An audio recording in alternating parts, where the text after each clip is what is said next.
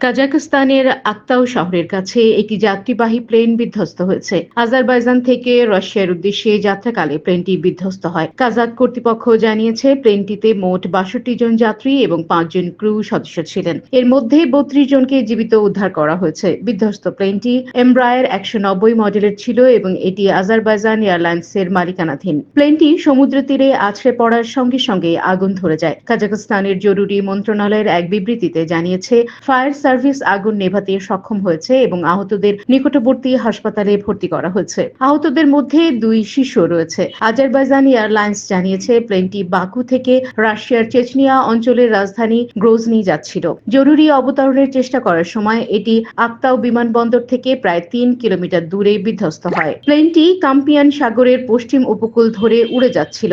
এর flight tracking হঠাৎ বন্ধ হয়ে যায় এবং পরবর্তীতে পূর্ব উপকূলে এটি আবার দেখা যায়। আক্তাউ বিমানবন্দরের কাছে প্লেনটি বেশ কিছুক্ষণ ঘোরাঘুরি করার পর বিধ্বস্ত হয়। এই দুর্ঘটনার কারণ অনুসন্ধানে কাজাক সরকার একটি তদন্ত কমিশন গঠন করেছে। আজারবাইজানের সঙ্গে যৌথভাবে তদন্তে কাজ করবে কাজাখস্তান। রাশিয়ার আকাশ পরিবহন সংস্থা জানিয়েছে প্রাথমিক তথ্য অনুযায়ী পাখির সঙ্গে সংঘর্ষের কারণেই প্লেনটি জরুরি অবতরণের চেষ্টা করেছিল। রাশিয়ার প্রেসিডেন্ট ভ্লাদিমির পুতিন এবং আজারবাইজানের প্রেসিডেন্ট ইলহাম আলিয়েভ এই ঘটনায় গভীর শোক প্রকাশ করেছেন। আলিয়েভ রাশিয়ার একটি সম্মেলনে যোগ দেওয়ার পরিকল্পনা বাতিল করে দেশে ফিরে গেছেন। চেচনিয়ার নেতা রমজান কাদিরভ এক বিজ্ঞপ্তিতে জানিয়েছেন আহতদের মধ্যে কয়েকজনের অবস্থা গুরুতর। তিনি তাদের দ্রুত সুস্থতার জন্য প্রার্থনা করেন।